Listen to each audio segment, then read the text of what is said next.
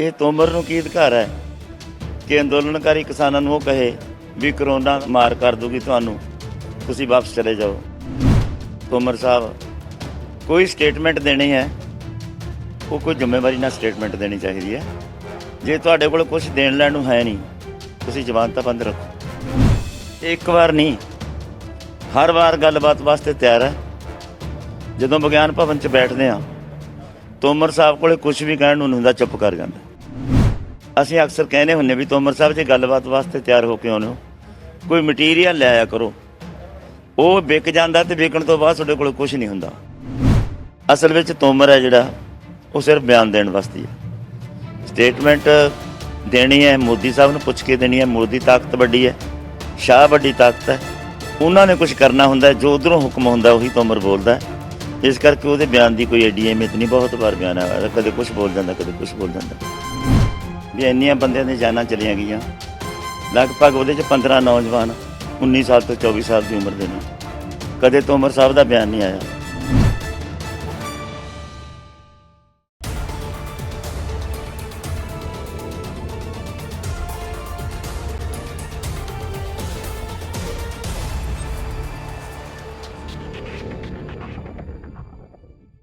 ਕਿਸਾਨਾਂ ਨੇ ਕੇਐਮਪੀ ਨੂੰ ਜਾਮ ਕੀਤਾ। 24 ਘੰਟੇ ਨਹੀਂ ਹੋਏ ਸੀ ਕਿ ਖੇਤੀਬਾੜੀ ਮੰਤਰੀ ਨਰਿੰਦਰ ਸਿੰਘ ਤੋਮਰ ਦਾ ਬਿਆਨ ਸਾਹਮਣੇ ਆਉਂਦਾ ਹੈ ਤੇ ਕਹਿੰਦੇ ਨੇ ਕਿ ਦੇਸ਼ ਦੇ ਵਿੱਚ ਕਰੋਨਾ ਫੈਲ ਰਿਹਾ ਤੇ ਕਿਸਾਨਾਂ ਨੂੰ ਆਪਣਾ ਅੰਦੋਲਨ ਜਿਹੜਾ ਉਹ ਵਾਪਸ ਲੈਣਾ ਚਾਹੀਦਾ। ਸਰਕਾਰ ਗੱਲਬਾਤ ਲਈ ਤਿਆਰ ਹੈ। ਐਮਐਸਪੀ ਤੇ ਜਿਸ ਕਮੇਟੀ ਬਣਾਉਣ ਦੀ ਅਸੀਂ ਗੱਲਬਾਤ ਕਿਸਾਨ ਜਥੇਬੰਦੀਆਂ ਨੂੰ ਆਖੀ ਹੋਈ ਹੈ, ਇਸ ਦੇ ਉੱਤੇ ਰਿਐਕਸ਼ਨ ਲੈਣ ਲਈ ਅਸੀਂ ਪਹੁੰਚੇ ਹਾਂ ਜੋਗਿੰਦਰ ਸਿੰਘ ਉਗਰਾਹਾਂ ਜੀ ਕੋਲੇ। ਪੁੱਛਦੇ ਹਾਂ ਕਿ ਆਖਰ ਉਹਨਾਂ ਦਾ ਕੀ ਟੇਕ ਹੈ ਇਸ ਦੇ ਉੱਤੇ।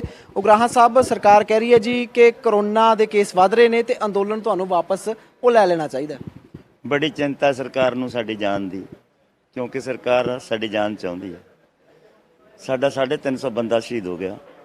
ਅੱਜ ਤੱਕ ਸਰਕਾਰ ਦੀ ਸਟੇਟਮੈਂਟ ਨਹੀਂ ਆਈ ਵੀ ਇੰਨੀਆਂ ਬੰਦਿਆਂ ਦੀਆਂ ਜਾਨਾਂ ਚਲੀਆਂ ਗਈਆਂ। ਲਗਭਗ ਉਹਦੇ 'ਚ 15 ਨੌਜਵਾਨ 19 ਸਾਲ ਤੋਂ 24 ਸਾਲ ਦੀ ਉਮਰ ਦੇ ਨੇ। ਕਦੇ ਤੋਮਰ ਸਾਹਿਬ ਦਾ ਬਿਆਨ ਨਹੀਂ ਆਇਆ। ਕਦੇ ਬੁੱਢਿਆਂ ਬਾਰੇ ਕਹਿੰਦੇ ਨੇ ਵਗ ਜਾਓ, ਬੱਚਿਆਂ ਬਾਰੇ ਕਹਿੰਦੇ ਨੇ ਕਦੇ ਚਲੇ ਜਾਓ। ਅੱਜ ਸਾਨੂੰ ਉਹ ਕਰੋਨਾ ਤੋਂ ਡਰਾ ਕੇ ਕਹਿੰਦਾ ਵੀ ਚਲੇ ਜਾਓ। ਸਾਨੂੰ ਕਰੋਨਾ ਨਾਲ ਮਰ ਜਾਈਏ ਕਿ ਭੁੱਖ ਨਾਲ ਮਰ ਜਾਈਏ, ਸਾਡੇ ਵਾਸਤੇ ਇਹ ਸਵਾਲ ਹੈ। ਇਹ ਤੋਮਰ ਨੂੰ ਕੀ ਅਧਿਕਾਰ ਹੈ ਕਿ ਅੰਦੋਲਨਕਾਰੀ ਕਿਸਾਨਾਂ ਨੂੰ ਉਹ ਕਹੇ ਵੀ ਕਰੋਨਾ ਦਾ ਮਾਰ ਕਰ ਦੂਗੀ ਤੁਹਾਨੂੰ, ਤੁਸੀਂ ਵਾਪਸ ਚਲੇ ਜਾਓ। ਬੇਤੁਕੇ ਬਿਆਨਾਂ ਦਾ ਕੋਈ ਫਾਇਦਾ ਨਹੀਂ। ਇੱਕ ਜ਼ਿੰਮੇਵਾਰ ਉਹਦੇ 'ਤੇ ਤੋਮਰ ਸਾਹਿਬ ਕੋਈ ਸਟੇਟਮੈਂਟ ਦੇਣੀ ਹੈ ਉਹ ਕੋਈ ਜ਼ਿੰਮੇਵਾਰੀ ਨਾਲ ਸਟੇਟਮੈਂਟ ਦੇਣੀ ਚਾਹੀਦੀ ਹੈ। ਜੇ ਤੁਹਾਡੇ ਕੋਲ ਕੁਝ ਦੇਣ ਲੈਣ ਨੂੰ ਹੈ ਨਹੀਂ, ਤੁਸੀਂ ਜ਼ਬਾਨ ਤਾਂ ਬੰਦ ਰੱਖੋ। ਉਗਰਾਹਾਂ ਸਾਹਿਬ, ਇੱਕ ਗੱਲ ਹੋਰ ਵੀ ਹੈ ਨਾ ਕਿ ਤੋਮਰ ਸਾਹਿਬ ਕਹਿ ਰਹੇ ਨੇ ਕਿ ਗੱਲਬਾਤ ਲਈ ਤਾਂ ਸਰਕਾਰ ਤਿਆਰ ਹੈ। ਉਹ ਕਿਹੜੀ ਗੱਲਬਾਤ ਹੈ ਜਿਹੜੀ ਪ੍ਰਪੋਜ਼ਲ ਤੁਸੀਂ ਨਹੀਂ ਮੰਨ ਰਹੇ ਜਾਂ ਤੁਸੀਂ ਚਾਹੁੰਦੇ ਹੋ ਸਰਕਾਰ ਉਹ ਦੇ ਨਹੀਂ ਰਹੀ ਪ੍ਰਪੋਜ਼ਲ? ਇੱਕ ਵਾਰ ਨਹੀਂ, ਹਰ ਵਾਰ ਗੱਲਬਾਤ ਵਾਸਤੇ ਤਿਆਰ ਹੈ। ਜਦੋਂ ਵਿਗਿਆਨ ਭਵਨ 'ਚ ਬੈਠਦੇ ਹਾਂ, ਤੋਮਰ ਸਾਹਿਬ ਕੋਲੇ ਕੁਝ ਵੀ ਕਹਿਣ ਨੂੰ ਨਹੀਂ ਹੁੰਦਾ, ਚੁੱਪ ਕਰ ਜਾਂਦਾ। ਕੋਈ ਪਹਿਲੀ ਵਾਰ ਨਹੀਂ, ਅਸੀਂ 11 ਵਾਰ ਬੈਠੇ ਹਾਂ। ਪਹਿਲਾਂ ਅਸੀਂ ਅਕਸਰ ਕਹਿੰਦੇ ਹੁੰਦੇ ਵੀ ਤੋਮਰ ਸਾਹਿਬ ਜੇ ਗੱਲਬਾਤ ਵਾਸਤੇ ਤਿਆਰ ਹੋ ਕੇ ਆਉਂਦੇ ਹੋ, ਕੋਈ ਮਟੀਰੀਅਲ ਲੈ ਆਇਆ ਕਰੋ। ਉਹ ਵਿਕ ਜਾਂਦਾ ਤੇ ਵਿਕਣ ਤੋਂ ਬਾਅਦ ਤੁਹਾਡੇ ਕੋਲ ਕੁਝ ਨਹੀਂ ਹੁੰਦਾ। ਕੋਈ ਵੀ ਗੱਲ ਤਾਂ ਕੋਈ ਪ੍ਰਪੋਜ਼ਲ ਤਾਂ ਹੋਵੇ, ਕੋਈ ਆਧਾਰ ਤਾਂ ਹੋਵੇ ਗੱਲ ਦਾ। ਗੱਲਬਾਤ ਵਾਸਤੇ ਕਿਸ ਵਾਸਤੇ ਆਈਏ ਦੱਸੋ? ਅਸੀਂ ਕੀ ਸੋਚ ਕੇ ਆਈਏ ਤੁਹਾਡੇ ਨਾਲ ਗੱਲ ਕਰਨ? ਤੁਸੀਂ ਕੋਈ ਏਜੰਡਾ ਤਾਂ ਦਿਓ। ਕੀ ਨਵੀਂ ਗੱਲ ਕਿਹੜੀ ਹੈ ਜਿਹਦੇ ਖਾਤਰ ਸਾਡੀ ਗੱਲਬਾਤ ਸ਼ੁਰੂ ਹੋਊਗੀ? ਇਹ ਉੱਥੇ ਖੜ੍ਹੇ ਹੋ, ਪਹਿਲੀਆਂ ਪ੍ਰਪੋਜ਼ਲਾਂ 'ਤੇ ਖੜ੍ਹੇ ਹੋ। ਜੇ ਪਹਿਲੀਆਂ ਪ੍ਰਪੋਜ਼ਲਾਂ 'ਤੇ ਖੜ੍ਹੇ ਤੇ ਗੱਲਬਾਤ ਦਾ ਬਣੂਗਾ ਕੀ? ਪ੍ਰੈਸ ਸਾਨੂੰ ਸਵਾਲ ਨਹੀਂ ਕਰੂਗੀ ਵੀ ਕੀ ਕਰਨ ਜਾਂਦੇ ਹੋ? ਕੀ ਦੱਸਾਂਗੇ ਅਸੀਂ ਪ੍ਰੈਸ ਨੂੰ? ਬਾਹਰ ਆ ਕੇ ਕੀ ਦੱਸਾਂਗੇ ਅਸੀਂ ਪ੍ਰੈਸ ਨੂੰ? ਇਸ ਕਰਕੇ ਜੇ ਕੋਈ ਨਵੀਂ ਗੱਲ ਹੈ, ਤੁਸੀਂ ਦੱਸੋ ਵੀ ਕਿਹੜੇ ਕਾਨੂੰਨਾਂ ਨੂੰ ਰਿਪੀਲ ਕਰਦੇ ਹੋ, ਕਦੋਂ ਕਰਦੇ ਹੋ ਰਿਪੀਲ, ਕਿੰਨੇ ਚਿਰ 'ਚ ਕਰਦੇ ਹੋ, ਐਮਐਸਪੀ ਦਾ ਕੀ ਬਣਾਉਂਦੇ ਹੋ, ਬਿਜਲੀ ਬਿੱਲ ਦਾ ਕੀ ਬਣਾਤਾ, ਪਰਾਲੀ ਵਾਲੇ ਕਾਨੂੰਨ ਦਾ ਤੁਸੀਂ ਕੀ ਬਣਾਤਾ, ਪ੍ਰਦੂਸ਼ਣ ਕਾਨੂੰਨ ਦਾ ਤੁਸੀਂ ਕੀ ਬਣਾਤਾ? ਕੋਈ ਕੱਚਾ ਖਾੜਾ ਤਾਂ ਭੇਜੋ ਸਹੀ ਵੀ ਜਿਹਦੇ ਗੱਲ ਕਰ ਸਕਦੇ ਹੋ। ਤੁਹਾਨੂੰ ਨਹੀਂ ਲੱਗਦਾ ਜੇ ਸਰਕਾਰ ਥੋੜਾ ਜਿਹਾ ਝੁਕੀ ਸੀ? ਤੁਸੀਂ ਕਹਿੰਦੇ ਹੋ ਕਿ 2 ਆਰਡੀਨੈਂਸਾਂ ਨੂੰ ਸਰਕਾਰ ਨੇ ਕਿਹਾ ਸੀ ਕਿ ਅਸੀਂ ਉਸ ਨੂੰ ਲਾਗੂ ਨਹੀਂ ਕਰਾਂਗੇ, ਤੁਸੀਂ ਉਹਦੀ ਵੀ ਨੋਟੀਫਿਕੇਸ਼ਨ ਨਹੀਂ ਕਢਵਾਈ। ਜੇ ਤੁਸੀਂ ਉਹਦੇ ਸਰਕਾਰ ਦੇ ਅੱਗੇ ਮੰਗ ਰੱਖਦੇ ਕਿ ਪਹਿਲਾਂ ਇਹਦੀ ਨੋਟੀਫਿਕੇਸ਼ਨ ਕਰੋ, ਅਗਲੀ ਗੱਲ ਤਾਂ ਹੋਏਗੀ, ਤਾਂ ਸ਼ਾਇਦ ਉਹ ਬਿਜਲੀ ਬਿੱਲ ਸੋਧ, ਜਿਹੜਾ ਬਿਜਲੀ ਸੋਧ ਬਿੱਲ ਹੈ ਉਹ ਨਾ ਆਉਂਦਾ, ਜਾਂ ਫਿਰ ਹੋਰ ਜਿਹੜਾ ਪਰਾਲੀ ਵਾਲਾ ਸੀਗਾ ਸ਼ਾਇਦ ਆਉਣ ਵਾਲੇ ਦਿਨਾਂ ਦੇ ਵਿੱਚ ਸਰਕਾਰ ਲੈ ਕੇ ਆਉਂਦੀ ਹੈ ਤਾਂ ਉਹ ਵੀ ਨਾ ਆਉਣਾ ਸੀ ਜੇ ਤੁਸੀਂ ਨੋਟੀਫਿਕੇਸ਼ਨ ਜਾਰੀ ਕਰਵਾ ਲੈਂਦੇ। ਦੇਖੋ, ਅਸੀਂ ਉਹਨੂੰ ਕੋਈ ਅਹਿਮੀਅਤ ਹੀ ਨਹੀਂ ਦਿੱਤੀ ਕਿਉਂਕਿ ਉਹ ਛੋਟੀਆਂ ਗੱਲਾਂ ਸੀ। ਜਿਵੇਂ ਉਹਨੇ ਕਹਿਤਾ ਵੀ 2 ਗੱਲਾਂ ਮੰਨੀਆਂ ਗਈਆਂ, 2 ਰਹਿ ਗਈਆਂ, 4 ਆ, 50% ਸਮਝੌਤਾ ਹੋ ਗਿਆ। ਨਹੀਂ, ਜਿਹੜੀਆਂ ਵੱਡੀਆਂ ਸੀ ਉਹ ਤਾਂ ਪਈਆਂ ਨੇ। ਅਸੀਂ ਇਸ ਕਰਕੇ ਉਹਨਾਂ ਨੂੰ 2 ਨੂੰ ਕੋਈ ਥਾਂ ਨਹੀਂ ਦਿੱਤਾ। ਅਸੀਂ ਕਹਿੰਦੇ ਵੀ ਜਦੋਂ ਦਿਓਗੇ ਤੁਸੀਂ 4 ਤੇ ਦਿਓਗੇ ਤਾਂ ਕੱਚਾ ਖਰੜਾ ਤਾਂ ਦਿਓ ਨਾ, ਤੁਸੀਂ ਦਿਓ ਤਾਂ ਸਹੀ ਕੁਛ, ਸਾਨੂੰ ਲਿਖਤੀ ਤਾਂ ਦਿਓ ਵੀ ਆਹ ਪਿਆ ਸਾਡਾ। ਕੋਈ ਗੱਲ ਦਾ ਆਧਾਰ ਤਾਂ ਹੋਵੇ। ਅਸਲ ਵਿੱਚ ਤੋਮਰ ਹੈ ਜਿਹੜਾ ਉਹ ਸਿਰਫ ਬਿਆਨ ਦੇਣ ਵਾਸਤੇ ਹੈ। ਸਟੇਟਮੈਂਟ ਦੇਣੀ ਹੈ ਮੋਦੀ ਸਾਹਿਬ ਨੂੰ ਪੁੱਛ ਕੇ ਦੇਣੀ ਹੈ। ਮੋਦੀ ਤਾਕਤ ਵੱਡੀ ਹੈ, ਸ਼ਾਹ ਵੱਡੀ ਤਾਕਤ ਹੈ। ਉਹਨਾਂ ਨੇ ਕੁਝ ਕਰਨਾ ਹੁੰਦਾ, ਜੋ ਉੱਧਰੋਂ ਹੁਕਮ ਹੁੰਦਾ ਉਹੀ ਤੋਮਰ ਬੋਲਦਾ। ਇਸ ਕਰਕੇ ਉਹਦੇ ਬਿਆਨ ਦੀ ਕੋਈ ਐਡੀ ਅਹਿਮੀਅਤ ਨਹੀਂ। ਬਹੁਤ ਵਾਰ ਬਿਆਨ ਆਇਆ, ਕਦੇ ਕੁਝ ਬੋਲ ਜਾਂਦਾ, ਕਦੇ ਕੁਝ ਬੋਲ ਜਾਂਦਾ।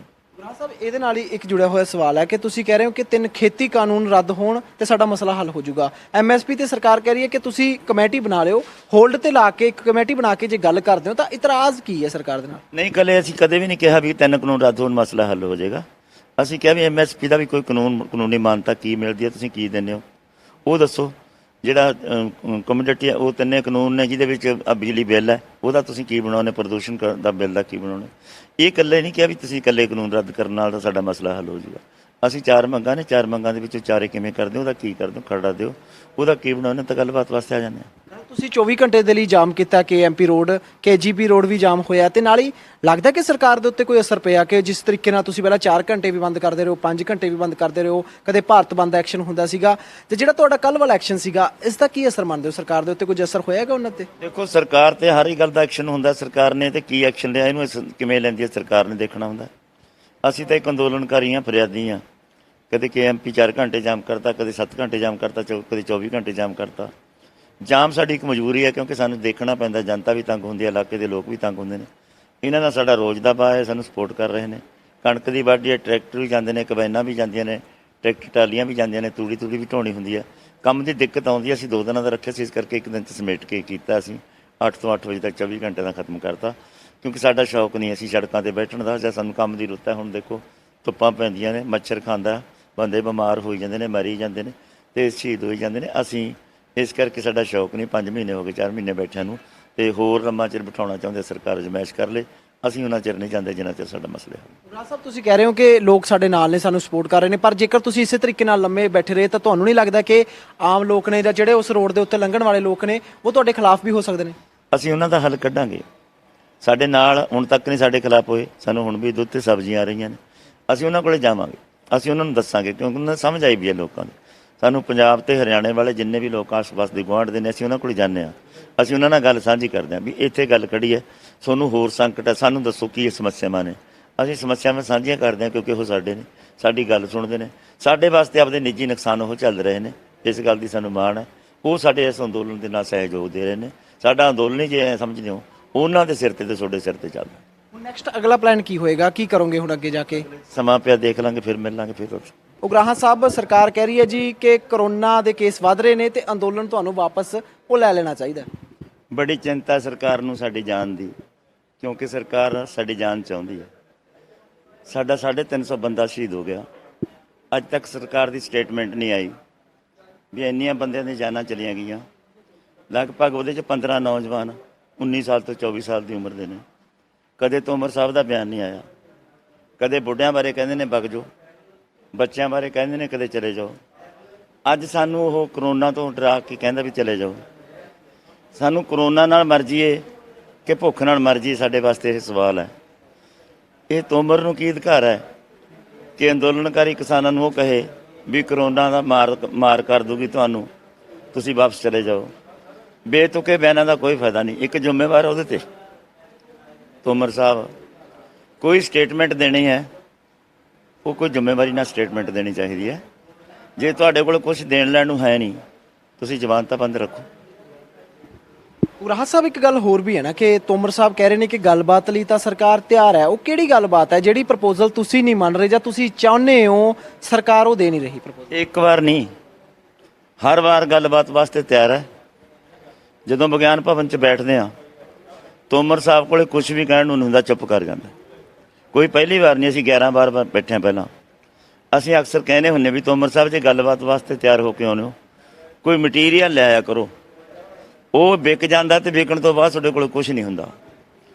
ਕੋਈ ਵੀ ਗੱਲ ਤਾਂ ਕੋਈ ਪ੍ਰਪੋਜ਼ਲ ਤਾਂ ਹੋਵੇ, ਕੋਈ ਆਧਾਰ ਤਾਂ ਹੋਵੇ ਗੱਲ ਦਾ। ਗੱਲਬਾਤ ਵਾਸਤੇ ਕਿਸ ਵਾਸਤੇ ਆਈਏ ਦੱਸੋ, ਅਸੀਂ ਕੀ ਸੋਚ ਕੇ ਆਈਏ ਤੁਹਾਡੇ ਨਾਲ ਗੱਲ ਕਰਨ? ਤੁਸੀਂ ਕੋਈ ਏਜੰਡਾ ਤਾਂ ਦਿਓ।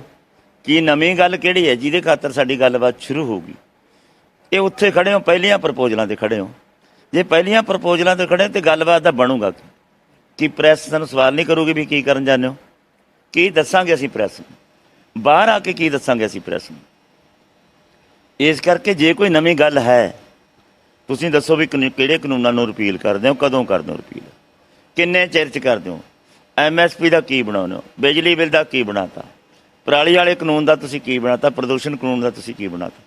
ਕੋਈ ਕੱਚਾ ਖਾੜਾ ਤਾਂ ਭੇਜੋ ਸਹੀ ਵੀ ਜਿਹਦੀ ਗੱਲ ਕਰ ਸਕਦੇ ਹੋ ਜੀ। ਤੁਹਾਨੂੰ ਨਹੀਂ ਲੱਗਦਾ ਜੇ ਸਰਕਾਰ ਥੋੜਾ ਜਿਹਾ ਝੁਕੀ ਸੀ, ਤੁਸੀਂ ਕਹਿੰਦੇ ਹੋ ਕਿ 2 ਆਰਡੀਨੈਂਸਾਂ ਨੂੰ ਸਰਕਾਰ ਨੇ ਕਿਹਾ ਸੀ ਕਿ ਅਸੀਂ ਉਸ ਨੂੰ ਲਾਗੂ ਨਹੀਂ ਕਰਾਂਗੇ, ਤੁਸੀਂ ਉਹਦੀ ਵੀ ਨੋਟੀਫਿਕੇਸ਼ਨ ਨਹੀਂ ਕਢਵਾਈ। ਜੇ ਤੁਸੀਂ ਉਹਦੇ ਸਰਕਾਰ ਦੇ ਅੱਗੇ ਮੰਗ ਰੱਖਦੇ ਕਿ ਪਹਿਲਾਂ ਇਹਦੀ ਨੋਟੀਫਿਕੇਸ਼ਨ ਕਰੋ, ਅਗਲੀ ਗੱਲ ਤਾਂ ਹੋਏਗੀ, ਤਾਂ ਸ਼ਾਇਦ ਉਹ ਬਿਜਲੀ ਬਿੱਲ ਸੋਧ, ਜਿਹੜਾ ਬਿਜਲੀ ਸੋਧ ਬਿੱਲ ਹੈ ਉਹ ਨਾ ਆਉਂਦਾ, ਜਾਂ ਫਿਰ ਹੋਰ ਜਿਹੜਾ ਪਰਾਲੀ ਵਾਲਾ ਸੀਗਾ ਸ਼ਾਇਦ ਆਉਣ ਵਾਲੇ ਦਿਨਾਂ ਦੇ ਵਿੱਚ ਸਰਕਾਰ ਲੈ ਕੇ ਆਉਂਦੀ ਹੈ ਤਾਂ ਉਹ ਵੀ ਨਾ ਆਉਣਾ ਸੀ ਜੇ ਤੁਸੀਂ ਨੋਟੀਫਿਕੇਸ਼ਨ ਜਾਰੀ ਕਰਵਾ ਲੈਂਦੇ। ਦੇਖੋ ਅਸੀਂ ਉਹਨੂੰ ਕੋਈ ਅਹਿਮੀਅਤ ਹੀ ਨਹੀਂ ਦਿੱਤੀ, ਕਿਉਂਕਿ ਉਹ ਛੋਟੀਆਂ ਗੱਲਾਂ ਸੀ। ਜਿਵੇਂ ਉਹਨੇ ਕਹਿਤਾ ਵੀ 2 ਗੱਲਾਂ ਮੰਨੀਆਂ ਗਈਆਂ, 2 ਰਹਿ ਗਈਆਂ, 4 ਆ, 50% ਸਮਝੌਤਾ ਹੋ ਗਿਆ। ਨਹੀਂ, ਜਿਹੜੀਆਂ ਵੱਡੀਆਂ ਸੀ ਉਹ ਤਾਂ ਪਈਆਂ ਨੇ।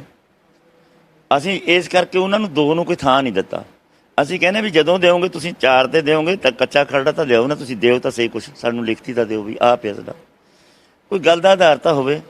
ਅਸਲ ਵਿੱਚ ਤੋਮਰ ਹੈ ਜਿਹੜਾ ਉਹ ਸਿਰਫ ਬਿਆਨ ਦੇਣ ਵਾਸਤੇ ਹੈ, ਸਟੇਟਮੈਂਟ ਦੇਣੀ ਹੈ, ਮੋਦੀ ਸਾਹਿਬ ਨੂੰ ਪੁੱਛ ਕੇ ਦੇਣੀ ਹੈ। ਮੋਦੀ ਤਾਕਤ ਵੱਡੀ ਹੈ, ਸ਼ਾਹ ਵੱਡੀ ਤਾਕਤ ਹੈ, ਉਹਨਾਂ ਨੇ ਕੁਝ ਕਰਨਾ ਹੁੰਦਾ, ਜੋ ਉੱਧਰੋਂ ਹੁਕਮ ਹੁੰਦਾ ਉਹੀ ਤੋਮਰ ਬੋਲਦਾ।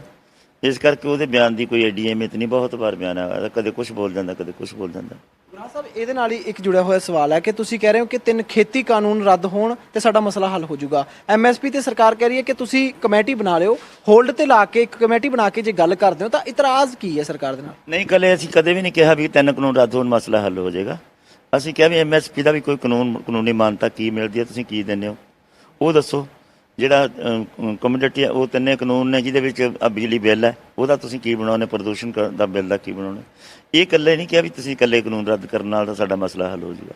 ਅਸੀਂ 4 ਮੰਗਾਂ ਨੇ, 4 ਮੰਗਾਂ ਦੇ ਵਿੱਚੋਂ 4 ਕਿਵੇਂ ਕਰਦੇ ਹੋ, ਉਹਦਾ ਕੀ ਕਰਦੇ ਹੋ, ਖਰੜਾ ਦਿਓ, ਉਹਦਾ ਕੀ ਬਣਾਉਣੇ, ਤਾਂ ਗੱਲਬਾਤ ਵਾਸਤੇ ਆ ਜਾਂਦੇ ਹਾਂ। ਤੁਸੀਂ 24 ਘੰਟੇ ਦੇ ਲਈ ਜਾਮ ਕੀਤਾ, KMP ਰੋਡ, KGP ਰੋਡ ਵੀ ਜਾਮ ਹੋਇਆ, ਤੇ ਨਾਲ ਹੀ ਲੱਗਦਾ ਕਿ ਸਰਕਾਰ ਦੇ ਉੱਤੇ ਕੋਈ ਅਸਰ ਪਿਆ ਕਿ ਜਿਸ ਤਰੀਕੇ ਨਾਲ ਤੁਸੀਂ ਪਹਿਲਾਂ 4 ਘੰਟੇ ਵੀ ਬੰਦ ਕਰਦੇ ਰਹੇ ਹੋ, 5 ਘੰਟੇ ਵੀ ਬੰਦ ਕਰਦੇ ਰਹੇ ਹੋ, ਕਦੇ ਭਾਰਤ ਬੰਦ ਐਕਸ਼ਨ ਹੁੰਦਾ ਸੀਗਾ, ਤੇ ਜਿਹੜਾ ਤੁਹਾਡਾ ਕੱਲ੍ਹ ਵਾਲਾ ਐਕਸ਼ਨ ਸੀਗਾ ਇਸ ਦਾ ਕੀ ਅਸਰ ਮੰਨਦੇ ਹੋ? ਸਰਕਾਰ ਦੇ ਉੱਤੇ ਕੁਝ ਅਸਰ ਹੋਇਆਗਾ ਉਹਨਾਂ ਤੇ? ਦੇਖੋ, ਸਰਕਾਰ ਤੇ ਹਰ ਹੀ ਗੱਲ ਦਾ ਐਕਸ਼ਨ ਹੁੰਦਾ, ਸਰਕਾਰ ਨੇ ਤੇ ਕੀ ਐਕਸ਼ਨ ਲਿਆ ਇਹਨੂੰ ਕਿਵੇਂ ਲੈਂਦੀ ਹੈ ਸਰਕਾਰ ਨੇ ਦੇਖਣਾ ਹੁੰਦਾ।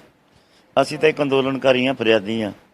ਕਦੇ KMP 4 ਘੰਟੇ ਜਾਮ ਕਰਤਾ, ਕਦੇ 7 ਘੰਟੇ ਜਾਮ ਕਰਤਾ, ਕਦੇ 24 ਘੰਟੇ ਜਾਮ ਕਰਤਾ। ਜਾਮ ਸਾਡੀ ਇੱਕ ਮਜਬੂਰੀ ਹੈ, ਕਿਉਂਕਿ ਸਾਨੂੰ ਦੇਖਣਾ ਪੈਂਦਾ, ਜਨਤਾ ਵੀ ਤੰਗ ਹੁੰਦੀ ਹੈ, ਇਲਾਕੇ ਦੇ ਲੋਕ ਵੀ ਤੰਗ ਹੁੰਦੇ ਨੇ। ਇਹਨਾਂ ਦਾ ਸਾਡਾ ਰੋਜ਼ ਦਾ ਬਾਹ ਹੈ, ਸਾਨੂੰ ਸਪੋਰਟ ਕਰ ਰਹੇ ਨੇ। ਕਣਕ ਦੀ ਵਾਢੀ ਹੈ, ਟਰੈਕਟਰ ਵੀ ਜਾਂਦੇ ਨੇ, ਕੰਬਾਈਨਾਂ ਵੀ ਜਾਂਦੀਆਂ ਨੇ, ਟਰੈਕਟਰ ਟਰਾਲੀਆਂ ਵੀ ਜਾਂਦੀਆਂ ਨੇ, ਤੂੜੀ ਵੀ ਢੋਣੀ ਹੁੰਦੀ ਹੈ। ਕੰਮ ਦੀ ਦਿੱਕਤ ਆਉਂਦੀ ਹੈ। ਅਸੀਂ 2 ਦਿਨਾਂ ਦਾ ਰੱਖਿਆ ਸੀ, ਇਸ ਕਰਕੇ 1 ਦਿਨ 'ਚ ਸਮੇਟ ਕੇ ਕੀਤਾ। ਅਸੀਂ 8 ਤੋਂ 8 ਵਜੇ ਤੱਕ 24 ਘੰਟੇ ਦਾ ਖਤਮ ਕਰਤਾ, ਕਿਉਂਕਿ ਸਾਡਾ ਸ਼ੌਕ ਨਹੀਂ ਅਸੀਂ ਸੜਕਾਂ 'ਤੇ ਬੈਠਣ ਦਾ, ਜਾਂ ਸਾਨੂੰ ਕੰਮ ਦੀ ਰੁੱਤ ਹੈ। ਹੁਣ ਦੇਖੋ ਧੁੱਪਾਂ ਪੈਂਦੀਆਂ ਨੇ, ਮੱਛਰ ਖਾਂਦਾ, ਬੰਦੇ ਬਿਮਾਰ ਹੋਈ ਜਾਂਦੇ ਨੇ, ਮਰੀ ਜਾਂਦੇ ਨੇ ਤੇ ਸ਼ਹੀਦ ਹੋਈ ਜਾਂਦੇ ਨੇ। ਅਸੀਂ ਇਸ ਕਰਕੇ ਸਾਡਾ ਸ਼ੌਕ ਨਹੀਂ। 5 ਮਹੀਨੇ ਹੋ ਗਏ, 4 ਮਹੀਨੇ ਬੈਠਿਆਂ ਨੂੰ, ਤੇ ਹੋਰ ਲੰਮਾ ਚਿਰ ਬਿਠਾਉਣਾ ਚਾਹੁੰਦੇ ਸਰਕਾਰ, ਅਜਮਾਇਸ਼ ਕਰ ਲੇ।